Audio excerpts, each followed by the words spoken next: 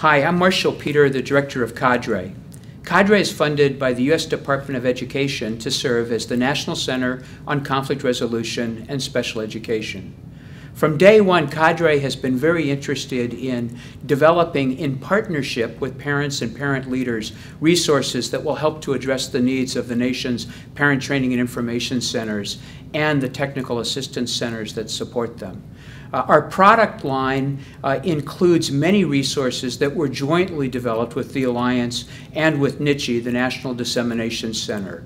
We are eager through our website, through person-to-person communication, through product dissemination to meet parent-centered needs. I'd encourage you to visit the Cadre website and check us out. We're there to help, and we believe that we've got resources that you will find useful and that the parents who you serve will find valuable. A couple of specific suggestions, short suggestions that I might offer as I think back on years of advocacy that really were lessons that I learned that were helpful to me. One was the incredible value of listening when you find yourself in an argument. Most of us, when we end up in a disagreement, very naturally are either talking or we're thinking about what it is that we'll next say. If in fact the person who we're arguing with is either talking or thinking about what they'll next say, we end up in a circle where nobody is really getting anywhere because nobody really is paying any attention to what the other person is saying. The paradox about this is that if first we listen, if we pay attention and let the other person know that we've heard what they said, they then become available to listen to us. And so interestingly enough, it's through talking that we acquire the opportunity to be heard. So always, if you find yourself in an argument, pause and, as the saying goes, seek first to understand, then to be understood.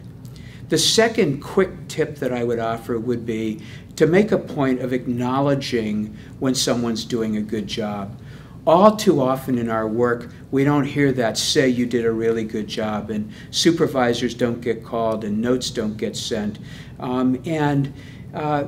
Getting that note about, you've done a good job, or hearing that someone that I work with has done a good job means an enormous amount to me personally. And I try to reach out if I end up working with somebody who's very helpful at an airline or a computer technical support place, or in my work as an advocate and facilitator, I'll take the time and ask to speak to a supervisor and say, hey, that person did a really good job. And it feels good to me, it feels good to the person, and I think what it really does in a behavioral sense is it reinforces desired behavior. And so to the extent that we make a point of supporting people who are doing a good job, I think we can expect that more people will do a good job. And in general, the world will be a more pleasant place to live in.